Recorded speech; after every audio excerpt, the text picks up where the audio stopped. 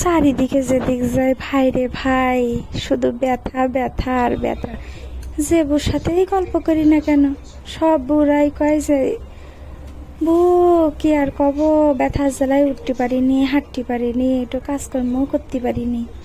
আচ্ছা ভাই, অন্যের বাড়িতে খাইতে গেলে কি কাজ না করে ভাত খাইতে দেয়? তো কি আর করব, আমিও গেলাম বুড়ে, আমারও ব্যথা আছে, তবে আমি ওই ঔষধ খাই না, ডাক্তারের দেওয়া ঔষধ আমি খাই না। আমি একটু প্রাকৃতিক জিনিস খাই, গাছগাছালি খাই আর কি। তো ভাবলাম যে ওই বুগের জন্য আমি একটা রেসিপি বানাই, যেসব বুগের ব্যথা জ্বালায় আউ আউ করতেই আছে। তো এই রেসিপি বানানোর জন্য প্রথমে আমি কড়াইতে তেল আর মশলাও দিয়ে দিলাম, ঝাল পেঁয়াজ রসুন যেগুলোই আর কি দেয়। দেওয়ার পরে কিছু আমি ফালি করে কেটে নিয়েছিলাম আলু, এইগুলো দিয়ে দিছি। দিয়ে দেওয়ার পরে আমি এটা রান্না করবো আবার শিং মাছ দিয়ে। তাই শিং মাছগুলো আগে থেকে কেটে ধুয়ে রেখেছিলাম পরিষ্কার করে, নাইলে আবার রান্না বসায় কখন কাটবো পরিষ্কার করবো। তো সেগুলো দিয়ে দিছি, দিয়ে ভালো মতন করে আমি কষাই নিছি। সাথে আবার কটাগুলো রসুন দিছি, তোমরা খেয়াল করিসাও তো, রসুনের কয়েও কিন্তু ব্যথা নিরাময় হয়।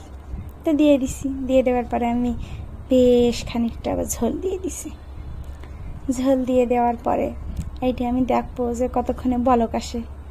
আর কিছুটা আলু তো সিদ্ধ হওয়া দরকার, কারণ পেঁপল শাক বেশি জাল খায় না। ভালো কথা, এই পেঁপল শাকটা তোমরা যারা গ্রামে থাকো তারা আগান বাগানে পাবা, বাড়ির পাশে ঝোপঝাড়ে পাবা। আর যারা গ্রামে থাকো না ভাই, তারা হয়তো বা বাজার ঘাটে দুই একজন নিয়ে বসে। আমি যখন পাই তখন কিনে নিয়ে আসি।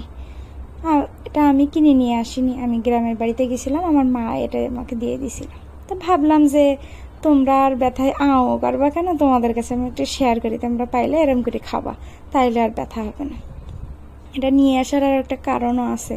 জার্নি করে যে গেছিলাম না, বাপ রে বাপ, একেবারে হাত পা নাড়াইতে পারতেছিলাম না।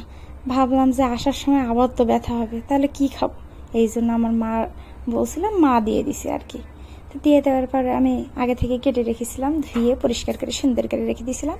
সেই পেঁপল শাকগুলো সব দিয়ে দিছি। দিয়ে দেওয়ার পরে সাথে একটা বড় সাইজের পেঁয়াজও কুচি করে দিয়ে দিছি, তাহলে একটু মিষ্টি মিষ্টি ভাব লাগবে। আবার দেখছিলাম এই যে শিং মাছের পেটের ভিতরে বেশ খানিক আবার ডিম হয়েছে। তো ডিমগুলো বের করে রাখছিলাম, সেগুলো দিয়ে দিলাম। দিয়ে এটা আমি ভালো মতন করে একটু রান্না করে নেব। যখন সিদ্ধ হয়ে আসবে, ঝোলটাও একটু গাঢ় গাঢ় হয়ে আসবে, এই পর্যায়ে আমি একটু উপর থেকে জিরার গুঁড়া ছড়াই দিব।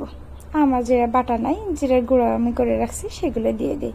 তোমরা চাইলে বাটা দিবা না কি দিবা দিতেই পারো, কেউ ফোড়নও দেয়, সমস্যা নাই কোনো। তো দিয়ে দেওয়ার পরে ফাইনালি এই যে আমার রান্না প্রায় শেষের পথে। তো এইরকম করি বউ, তোমরা একদিন খেয়ে দেখে নি, তোমাদের ব্যথা একেবারে এক নিমিষে উড়ে যাবে নি।